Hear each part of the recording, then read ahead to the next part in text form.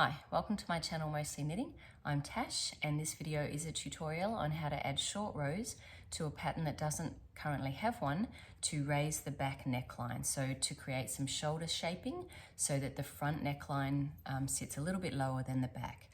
Most yoked sweaters do actually have some kind of short rows built into the pattern, but there are a few that don't. And I do know that some people want to be able to add them. So I'm focusing on yoked sweaters today. I'll talk a little bit about raglans another time because it's slightly different. And I'll specifically be talking about top-down sweaters, but the placement is the same whether it's top-down or bottom-up. So, and the same process, but just in terms of some, keeping it consistent, I'll just be talking about top-down. So I've got a few sweaters to show you where there are some short rows already built into the pattern, just so you can see where they are.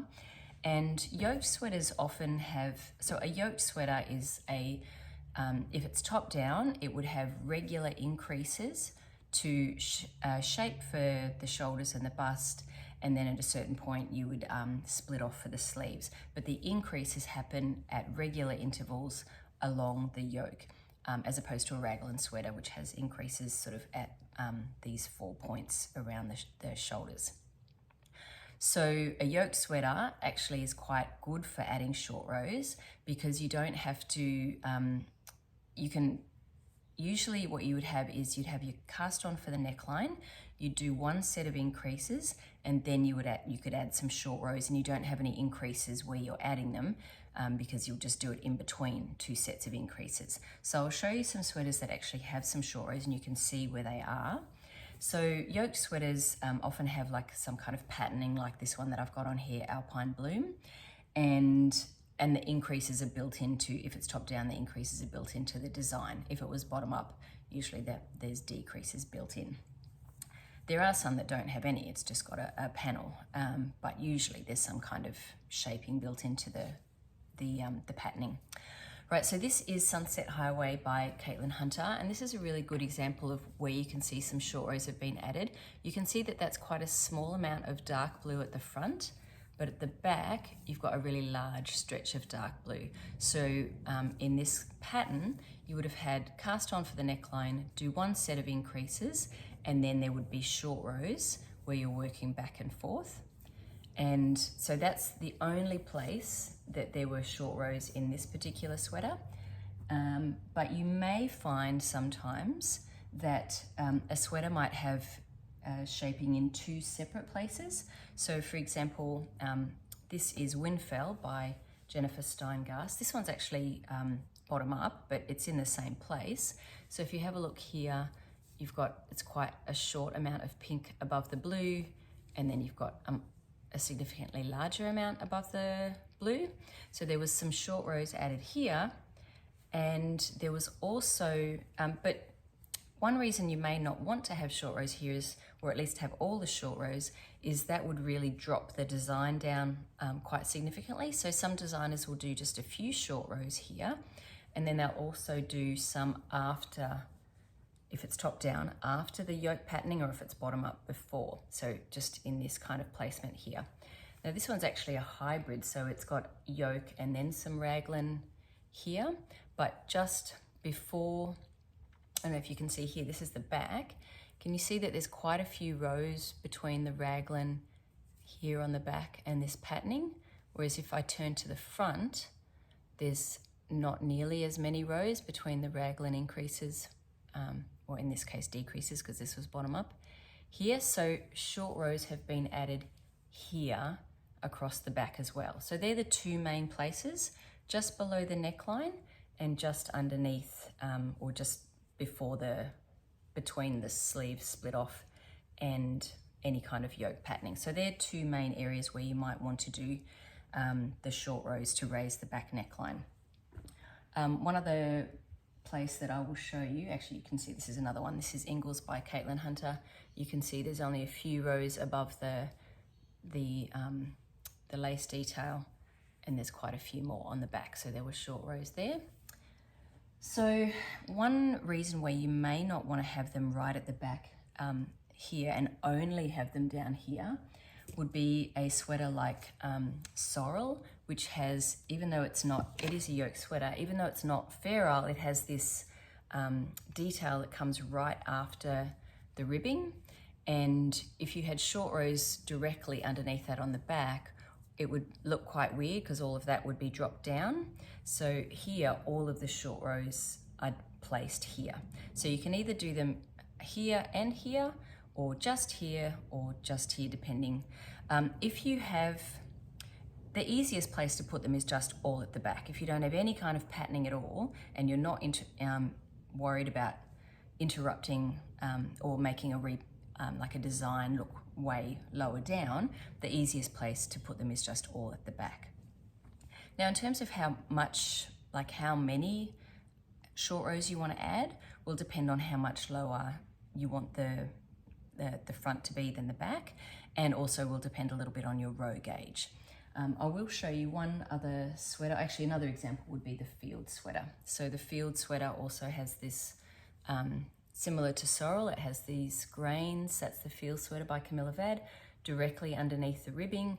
So you would not have wanted to add short rows there. So all the short rows for the pattern were added after the detail was done. Right, so I will show you one last sweater before I'll turn this video, and I'll actually give you some numbers. I just thought this might be helpful for you to see visually, so that when I'm talking about it, you know where I'm talking about on the sweater. So this is the Novice Sweater by Petite Knit, and it is a yoked sweater. You can see the increases, and it's top down. Now, I think because it was written for a new sweater knitter, there are no short rows at all in the pattern. And that would normally mean, it is unusual for a yoke sweater, you would normally want to have some, so I added short rows to the pattern. Now, I'm not going to give any of the details of the numbers away here, but I thought I would explain to you that I added, because I didn't have any patterning on this sweater at all, and I knew I could place the short rows wherever I wanted, I placed them all at the back neckline and got them out of the way. So I'm going to move from this and I'll have put the video over with me drawing a picture of some yokes and give you some examples of some numbers. I won't give anything away to a particular pattern, but I'll use some sort of example numbers of a top-down yoke sweater where if you wanted to add the short rows here or both. So I'll go to that now. So I'm just going to use some made-up numbers for a sweater pattern that doesn't exist, and I'll be talking in fractions, and hopefully you'll be able to translate that to your pattern. So imagine I had a sweater that had a gauge over 4 inches of 20 stitches and 28 rows, and I had to cast on 90 stitches and do my ribbing. And then normally in a yoked sweater, you do increases as you work down the body, and you usually do one pretty much straight away. You might do one round and then you'll do one batch of increases. If there were short rows right underneath the ribbing, this is where they would occur, right after the first increase. So imagine I've done some increases, my first set of increases, and I'm up to 120 stitches. Now, the rule of thumb for short rows at this point is you break this up roughly into thirds. So here's your beginning of round marker at the center back. That's where it usually is for a yoked sweater. And you're going to split it up into thirds. So 120 on 3 is 40. And so I'll break that up. So I've got 40 at the front and 40 over my left shoulder and 40 over my right shoulder. So you want your longest short row at this point to be 40 stitches out. So you would knit 40 and then stop and turn. Now you do whatever short row treatment you would naturally do, whether you want to do German short rows or wrap and turn. For knitting in the round, I prefer German short rows. Now, with German short rows, you'd normally go one further stitch than a wrap and turn, but these numbers are kind of approximate, right? Even 40 is not fixed. It's roughly about a third. You could go a little bit further, you could go a little bit less. It kind of depends a little bit on how many short rows you want to do and if this is the only place that you're going to do them. Now, for these weren't my numbers for the novice sweater, but for the novice sweater, because I had no other patterning, I chose to do all of my short rows at this point, and I chose to do 5 pairs of short rows, which is a total of 10 rows. So if you think about it, this at a row gauge of 28 rows over 4 inches, that's 7 rows is about an inch. And so if I've got 10 rows, that's roughly 1.5 inches. So I chose to lift the back up 1.5 inches from the front. You want to do anything between 1 and 2. So your row gauge will determine roughly the number of short rows. And also if you're going to do some here and perhaps some later in the sweater, perhaps under some yoke design or whatever you happen to have. So, but if you're choosing to do them all here, for me, I chose 10 rows. I could have done 8. In terms of how far I went, I can't remember exactly what I went. I think I went something like my numbers were different, right? So, and I don't want to breach any copyright for that pattern. So I won't refer to that specifically, but for this made up sweater, let's say I wanted to do 10 short rows. Now, at this point, if you're doing them here, you would stop here at 40 and then come back around past the beginning of round marker. So we're purling now, back around to the other side. So you go past your beginning of round marker and go to 40. Then when you turn and come back around in your knitting, you don't go as far. And in terms of how far before your last one, rule of thumb there is around 1 inch, so roughly an inch. So here I might only go 35 this time. And then they have to be done in pairs because you obviously want, your body is symmetrical. You want to do it the same. So I'd go another 35 this way. I mean, obviously I'd be purling 70 because I'd be purling 35, then I'd purl another 35. And then I'd go, if I wanted to do 5 sets of short rows, it would be 40 on each side, then 35, then 30, then 25, and then 20. And after I'd done my last one, so I'm back and forth, and I've got to 20 on both sides, so 20 here, and then 20 here, so obviously got a lot more going on, and then 20 here, then I would actually knit all the way around, and you can see that the back would be higher than the front, and I'd resolve all the short rows all at the one time. And the back would be 10 rows higher than the front. And so as a result, your front would be sitting lower than your back. But you could choose to stop here, right? You don't have to do, like, let's say you only wanted to do 4 sets of short rows and have it 8 rows. That's really up to you, but the rule of thumb is roughly to break it up into thirds. You can go a little bit further or a little bit less. If you wanted to do a lot more short rows, you might go a little bit further, and you might have less space in between them. You might do, instead of 5 stitches between them, you might do 4 if you wanted to do more sets of short rows. So obviously 20 would be sort of, around here at the back, and then you'd complete them all in the one row. There is one thing that I would say about that, and I'm moving to doing this slightly differently. It's up to you whether you want to do it. These are called decreasing short rows,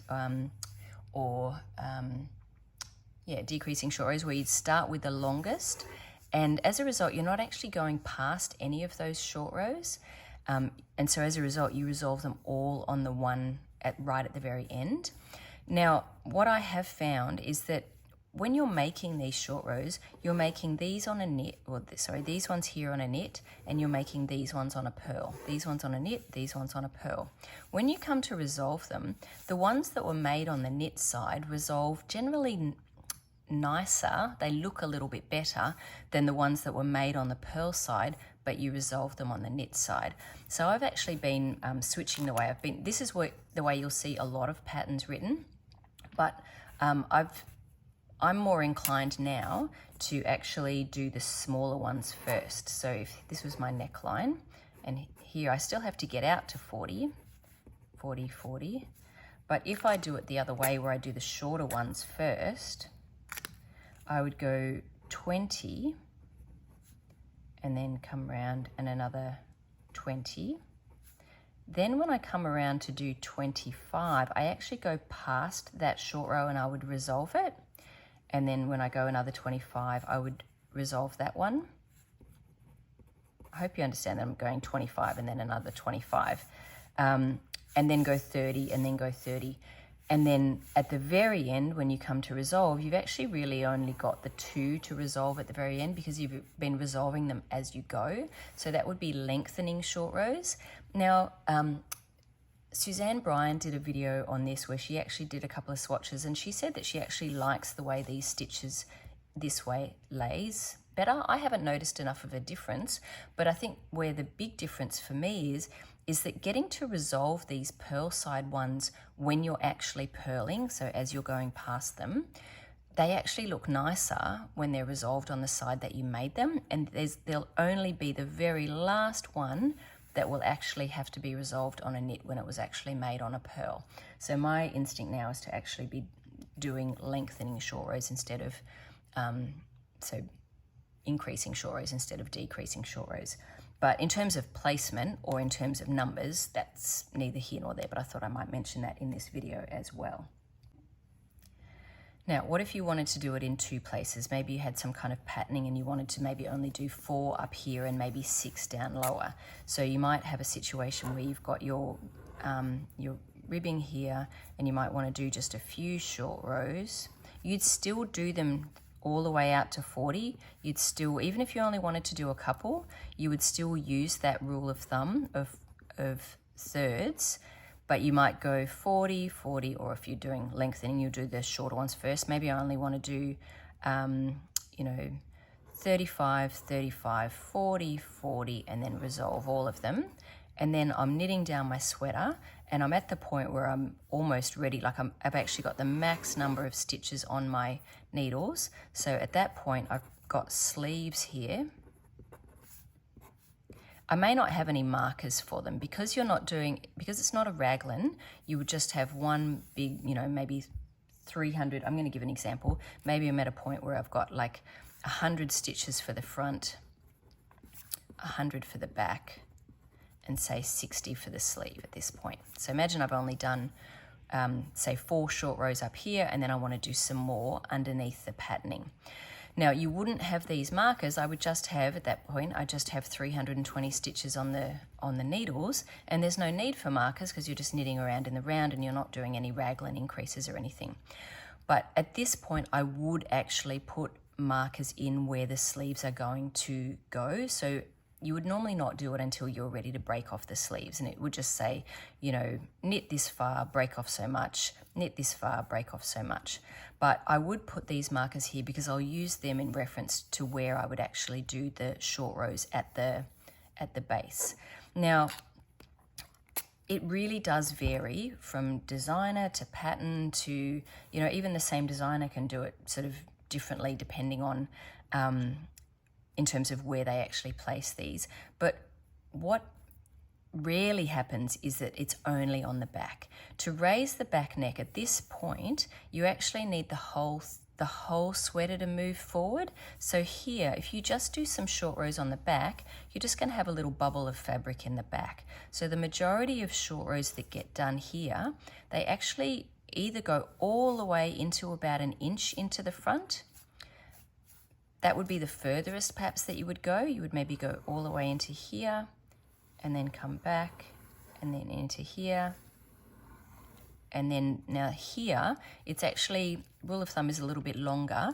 Because this is sort of further down your body, you'd actually do them more like 1.5 inches between the last one. So let's say I went using this same kind of 20 stitch gauge, maybe I would go until 5 stitches into the front, and then I'd do let's say 7 from the last turn, and then another 7, and then say another 7.